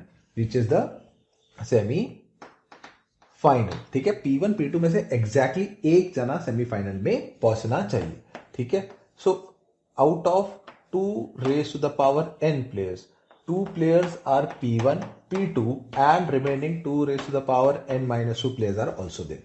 थोड़ी देर के लिए मैं इसको मेरे कैलकुलेशंस के लिए कभी लैम्डा मान लेता हूं. ऐसा कोई फर्क नहीं पड़ता है, लैम्डा नहीं भी मानोगे तो भी चलेगा, मैंने ऐसे ही मान लिया. ठीक है, अब हम चाहते हैं सेमीफाइनल में. अब देखिए बेटा, ध्यान रखना है semifinal. I hope you should, इतना कॉमन सेंस, इतना लॉजिक हम लगा सकते हैं. सेमीफाइनल का क्या मतलब है बेटा? सेमीफाइनल का मतलब लास्ट में 4 प्लेयर्स बचने चाहिए. तो उन 4 प्लेयर्स में से सेमीफाइनल मीन्स 4 प्लेयर्स और 4 टीम्स जैसे होता है. ठीक है ना? So in this semifinal exactly one of P1 P2 must be there. ठीक है बेटा, तो एग्जैक्टली वन मतलब 2C1 से मैंने एक प्लेस 4 प्लेयर्स में से एक जाने की भर दी P1 P2 में से, और बचे हुए जो ये लैम्डा प्लेयर्स हैं 2 रेज पर n माइनस 2, इनमें से मुझे 3 जगहें और भरनी होंगी, और ये तो फेवरेबल केस हो गया. और टोटल सैंपल स्पेस होगा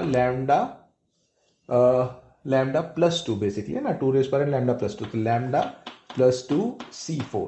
जैसे सिंप्लीफाई कर लेते हैं, 2 into lambda minus 1 into lambda minus 2 upon 3 factorial that is 6 into lambda plus 2, 4 terms जाएंगे ना, तो lambda plus 1 lambda and lambda minus 1 into 24. 6 4s are 24, 4 2s are 8, lambda minus 1 gets cancelled, lambda and lambda gets cancelled. So this becomes 8 into lambda minus 2 upon lambda plus 2 into lambda plus 1. Now we will put the value of lambda. So 8 into 2 raised to the power n minus 2 upon 2 raised to the power n into 2 raised to the power n minus 1. Clear? Lambda plus 1. So if you check from the options, 8 into 2 raised to the power n minus lambda minus 2, lambda minus 2 2 raised पर n minus 4 हो जाएगा बेटा, है ना, minus 2 upon 2 raised to the power n into 2 raised पर n minus 1. This is written in option number A. So for this question, A is the correct answer. ठीक है. Now next question number 17 पे आते हैं. Now if there are 16 players, total कितने players हैं? 16 players हैं. 2 raised to the power n में मतलब n की वैल्यू 4 हो गई, इंक्लूडिंग P1 P2. उन 16 players में से 2 जो थे वो P1 P2 थे. Then chances that both reach the semifinals. हमें P1 P2 को दोनों को सेमीफाइनल में पहुंचाना है. अगर 17th क्वेश्चन में वो बोलता exactly one of P1 P2 reaches the semifinal, तो हम बहुत आसान हो जाता. क्यों आसान हो जाता? क्योंकि इससे पहले हमने n को जनरल मान के 2 की पावर प्लेयर्स को 2 रेज पर n मान के सॉल्व किए, और 16 प्लेयर्स होते तो हम ऊपर वाले यहाँ पर n की जगह 4 रख के और वैल्यू सॉल्व कर लेते. पर अब वो क्वेश्चन में चाह रहा है कि हम ये फाइंड करें कि दोनों P1 P2 सेमीफाइनल में होने चाहिए. तो out of 16 players there are 2 players which are P1 and P2 and there are 14 remaining. So हम चाहते हैं कि जो सेमीफाइनल की 4 प्लेसेस हैं उनमें से 2 प्लेस तो P1 P2 ने हथिया ली, वो तो वहां जाके बैठ गए. तो बची हुई 2 प्लेसेस ये 14 C2 से फिलअप कर सकते हैं, और ओवरऑल सैंपल स्पेस 16C4 का आएगा, है ना। P1 P2 को सिलेक्ट करने का तो एक तरीका है, 14C2 से बचे हुए दो लोग और सैंपल स्पेस 16C4। तो बेटा जब आप इसको कैलकुलेट करोगे 14C2 मतलब 13 into 7 upon 16 into 15 into 14 into 13 into 24, 4 factorial 24, ठीक है। 13 से 13 gone, 7 13 gone, sorry 7 2 14 12, 4 3 4 4 and 3 5 15, 1/20 will be the probability of it which is written in option D। Clear है? तो इसका डी ऑप्शन करेक्ट हो जाएगा, ठीक है। सो ठीक है, हमें कुछ चीज़ें जैसे सेमीफाइनल में कितने प्लेयर्स होंगे, है ना, और P1 P2 पर्टिकुलरली लोग हैं तो बचे हुए प्लेयर्स में से सिलेक्शन करना, तो जस्ट एक बार कई बार फॉर्मेट देख के थोड़ा सा घबरा जाते हैं, बट हमें घबराना नहीं है, बिल्कुल सिंपल तरीके से। और जैसे होता भी है तो अपन जिससे कंफर्टेबल हो उसको कुछ सब्स्टिट्यूट करके सॉल्व कर लो, फाइनल वापस से लैम्डा की वैल्यू वगैरह रख दो, आसानी से सॉल्व हो जाता है। ओके बेटा, अब नेक्स्ट हम क्वेश्चंस देखते हैं। This is also a passage based questions 18th and 19th। Answer करना है based on the data given. This question was asked in 2016 advance, right. So हम ये क्वेश्चन करते हैं और हम देखते हैं कि कितने इजीली अगर हम प्रॉपर सिस्टमैटिक वे में क्वेश्चन सॉल्व करेंगे तो हम इजीली इसको सॉल्व कर पाएंगे, ठीक है। और पैसेज है तो आई थिंक 4+4 मतलब आप देखेंगे सॉल्व करते हुए कि इतना इजी क्वेश्चन 4+4 8 मार्क का जो है एडवांस में आया था। जैसे मैंने कहा हम एडवांस में हर पेपर में कम से कम एक क्वेश्चन एक्सपेक्ट कर सकते हैं प्रोबेबिलिटी का। So teams T1 and T2 they play 2 games against each other, let's say football game, hockey game, कुछ ऐसा दे रखा है। तो वो दोनों टीम्स एक दूसरे के साथ 2 गेम्स खेलती हैं। The outcome of the 2 games are independent, मतलब पहला मैच हुआ उसका आउटकम आया, अब दूसरा मैच हुआ उसका आउटकम आया। तो दूसरे मैच का आउटकम पहले मैच के आउटकम पे डिपेंडेंट नहीं है कि पहला हार गई T1 तो दूसरा उससे इफेक्ट आएगा, ऐसा कुछ नहीं है। इंडिपेंडेंट दोनों इवेंट्स, दोनों गेम्स के रिजल्ट्स मानने हैं। Probability that T1 wins a game is 1/2. Probability that T1 draws या मैच जो है वो ड्रॉ हो जाए is 1/6 and probability of T1 losing is 1/3। अब ये डेटा देख के सबसे पहले ऐसा लगता है ये तो हमें सिर्फ T1 का डेटा दिया है, T2 के लिए क्यों नहीं दिया। पर अगर आप कॉमन सेंस यूज करिए तो देखेंगे अगर T1 जीत रही है गेम इसका मतलब T2 लूज कर रहा है, तो T2 के लूज करने की प्रोबेबिलिटी कितनी हो गई 1/2। अगर T1 के जीतने की प्रोबेबिलिटी 1/2 थी तो उस मैच में T2 ने लूज किया तो उसकी लूज करने की प्रोबेबिलिटी 1/2 हो गई। ड्रॉ हुआ 1/6 तो T2 भी ड्रॉ ही हो गया मैच, तो उसकी प्रोबेबिलिटी 1/6। अच्छा T1 हारा, उसकी प्रोबेबिलिटी 1/3 है, तो जब T1 हारा तो T2 जीता था तो उसके जीतने की प्रोबेबिलिटी 1/3 इसकी प्रोबेबिलिटी है, तो वो जो होगी उसकी जीतने की प्रोबेबिलिटी 1/3 के बराबर हो जाएगी, ठीक है। तो अपन ऐसे देख सकते हैं और इन तीनों को जोड़ेंगे तो एग्जॉस्टिव भी है ये, 1/2 + 1/6 + 1/3 टोटल 1 के बराबर है, तो ये एग्जॉस्टिव सेट भी, ठीक है। अच्छा, each team gets 3 points for winning, ऐसा बोला है। मैच जब भी कोई जीतती है टीम T1 या T2 तो उसे टोटल 3 पॉइंट्स मिलते हैं। 1 पॉइंट मिलता है अगर गेम ड्रॉ होता है और एक भी पॉइंट नहीं मिलता, 0 फॉर लॉस, ठीक है। X and Y are the total point scored by the teams T1 and T2। X जो है टोटल पॉइंट स्कोर करे हैं T1 टीम ने और Y पॉइंट स्कोर करे हैं T2 टीम ने रिस्पेक्टिवली आफ्टर द 2 गेम्स। तो हमें पहला क्वेश्चन पूछ रहा है इस बात की क्या प्रोबेबिलिटी है कि X Y से ज्यादा, मतलब X मतलब T1 टीम का स्कोर Y टीम के स्कोर से ज्यादा होना चाहिए। तो चलिए हम इसमें टोटल केसेस बना देते हैं कि कब जो है जो 2 गेम्स हो रहे हैं ना, गेम 1 एंड गेम 2, तो हम ये चाहते हैं कि T1 का स्कोर ज्यादा हो। तो T1 का स्कोर कब ज्यादा होगा, जब पहले मैच में T1 wins and again T1 wins. ऐसा हो सकता है दोनों ही गेम T1 जीत जाए T2 जीते ही ना, तो ऑफकोर्स T1 का जो स्कोर होगा वो T2 के स्कोर से ज्यादा होगा। पहला मैच T1 जीते और अच्छा क्या T2 एक मैच जीत सकता है, अगर T1 T1 जीत जाए तो उसे 3 पॉइंट मिले। अब T2 अगर जीत गई तो उसके भी 3 पॉइंट्स हो जाएंगे, तो दोनों के स्कोर इक्वल हो जाएंगे। तो मैं चाहूंगा कि अब एक मैच ड्रॉ हो जाए। अब ये जरूरी नहीं कि दूसरा मैच ड्रॉ हो, पहला मैच ड्रॉ हो जाए और दूसरा T1 जीत जाए। तो इन 3 केसेस में कंफर्म T1 की जो पॉइंट्स होंगे टोटल वो T2 से ज्यादा होंगे, ठीक है। तो इस बात की क्या प्रोबेबिलिटी होगी, पहला गेम T1 जीते, T1 के जीतने की प्रोबेबिलिटी 1/2 × 1/2 प्लस T1 के जीतने की प्रोबेबिलिटी 1/2 और गेम के ड्रॉ होने की प्रोबेबिलिटी 1/6। ड्रॉ होने की प्रोबेबिलिटी 1/6 क्योंकि इंडिपेंडेंट है, ध्यान रखिएगा, independent events, probability of A intersection B is probability of A into probability of B, तो हम डायरेक्ट इनटू करते हुए चलते जा रहे हैं और फिर T1 जीत जाए तो 1/2, तो ये कितना हो गया total 1/4 plus 1/12 plus 1/12, that is 1/4 plus 1/6. If you take LCM, 12 will be the LCM, 4 3s plus 6 2s, so answer will be 5/12. 5/12 is written in option number B, तो पहले का सही आंसर 5/12. इट्स इंपॉर्टेंट कि हम केस सही बनाएं, कोई case miss ना करें, तो उससे हम फटाफट आंसर तक पहुंच जाएंगे. सिंपल है, इजी है.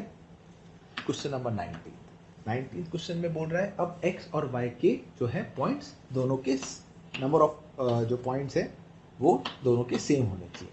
तो दोनों का स्कोर सेम कब होगा, क्या क्या केस हो सकते हैं, पहला T1 जीत जाए, दूसरा T2 जीत जाए, तो इसके भी 3 पॉइंट, इसके भी 3 पॉइंट, या फिर पहला T2 जीत जाए, दूसरा T1 जीत जाए, तो दोनों के जो है 3 पॉइंट्स होंगे, या पहला ड्रॉ हो जाए, दूसरा ड्रॉ हो जाए. इसके भी टोटल 3 केसेस आएंगे. इसके अलावा कोई केस जो है वो पॉसिबल नहीं है. ऐसा नहीं हो सकता कि दोनों T1 जीत जाए, दोनों T2 जीत जाए. तो T1 के जीतने की प्रोबेबिलिटी 1/2, T2 के जीतने की प्रोबेबिलिटी, मतलब T1 हारा है, एक से ही सोचो, T1 जीता और यहाँ T1 हारा, तो T1 के हारने की प्रोबेबिलिटी 1/3. यहाँ T2 जीता मतलब T1 हारा है, T1 के लूज करने की प्रोबेबिलिटी 1/3 और T1 के जीतने की प्रोबेबिलिटी 1/2 और ड्रॉ होने की प्रोबेबिलिटी दोनों game 1/6 plus 1/6 plus 1/36, 1/6 plus 1/6 plus 1/6, LCM 36 आएगा, 6 6 36, 6 6 36 plus 1 12 13, 13/36, 13/36. If you see, it is written in option number C. So for this question, C option becomes the right answer. देखा आपने कितना सिंपल है, सही से केस बना के करिए, बहुत आसानी से हम फटाफट ऐसा क्वेश्चन आए तो 8 मार्क ऐसे मानिए कि फ्री में बट रहे हैं. हमने क्वेश्चन सॉल्व किया और हम 8 मार्क लेके चले गए. ओके स्टूडेंट्स, अब हम आज के लिए लास्ट क्वेश्चन एक और सॉल्व करते हैं, question number 20. It is an integer type question, ये भी जेईई एडवांस का ही प्रीवियस ईयर क्वेश्चन है. क्वेश्चन में क्या कह रहा है पहले हम वो समझते हैं, फिर क्वेश्चन करेंगे. Of the 3 independent events E1 E2 E3, E1 E2 E3 are independent. I hope you know what is the meaning of independent events. तो अगर आपसे मैं E1 intersection E2 intersection E3 की बात करूं probability, so this will be probability of E1 into probability of E2 into probability of E3. Then we say that the 3 events are independent. In fact, pair wise भी independent होने चाहिए, वो होंगे. ठीक है. अच्छा, ये तो इंडिपेंडेंट हो गई. इनका इनफैक्ट इनका जो कॉम्प्लीमेंट अगर मैं बात करूं, जैसे ये बोल रहे हैं the probability that only E1 occurs. अच्छा, ओनली E1 अकर्स का मतलब probability of E1 intersection E2 नहीं हो रहा है और E3 नहीं हो रहा है. E1 हो रहा है, E2 नहीं हो रहा और E3 नहीं हो रहा. तो क्या मैं इसको probability of E1 into probability of E2 not into probability of E3 not. अगर E1 E2 E3 इंडिपेंडेंट होते हैं तो उनके कॉम्प्लीमेंट के साथ किसी के भी पेयर बनाओ, E1 E2 E3, या जैसे E1 E2 complement E2 complement, ऐसे किसी के साथ भी इनके तीनों के कॉम्बिनेशंस बनाओगे तो सब इंडिपेंडेंट होते हैं. ठीक है. अच्छा, तो ये जो है प्रोबेबिलिटी हमें अल्फा के बराबर दे रखी है. तो एक काम करते हैं, पहले अपन एक काम करते हैं, let probability of occurrence of E1 को थोड़ी देर के लिए x, probability of occurrence of E2 को y and probability of occurrence of E3 को हम z मान लेते हैं. तो एक इक्वेशन आएगी alpha is equal to x into 1 minus Y into 1 minus z. Correct. ऐसे ही probability that only E2 occurs वो बीटा है, तो E2 अकर्स मतलब E1 नहीं हो रहा है, E2 हो रहा है और E3 नहीं हो रहा है. And only E3 occurs is gamma, that is E1 नहीं हो रहा, E2 नहीं हो रहा है, ओनली E3 हो रहा है. 3 इक्वेशन से आ गई. And let the probability P that none of E1 E2 E3 occurs, none मतलब ना E1 हो, ना E2 हो और ना E3 हो. क्लियर है, ये P के बराबर है. तो टोटल 4 इक्वेशंस हैं हमारे पास और ये P के साथ हमें ये 2 कंडीशंस क्वेश्चन में दे रखी हैं जो वो कह रहा है सेटिस्फाई होती हैं. तो हम क्या करेंगे भाई, अल्फा बीटा P की वैल्यूज जो हमने यहां से लिखी हैं वो इधर रख देते हैं और एक्स वाई जेड में रिलेशन फाइंड करने की कोशिश करते हैं. ठीक है. अल्फा माइनस 2 बीटा, तो दैट इज ये इस इक्वेशन को कर रहा हूँ, x into 1 minus Y into 1 minus z minus 2 times 1 minus x y 1 minus z, ठीक है। This into p that is 1 minus x into 1 minus Y into 1 minus z is equals to alpha beta this into this that is x into 1 minus Y into 1 minus z into 1 minus x into y into 1 minus z. देखिए क्या क्या cancel होता है, 1 minus x से 1 minus x, 1 minus Y से 1 minus Z, 1 minus Z से 1 minus Z. Again you can see that इधर 1 minus Z और 1 माइनस जेड कॉमन आएगा दोनों में से, तो वो 1 माइनस जेड इधर एक और 1 माइनस जेड के फैक्टर से कैंसिल होगा।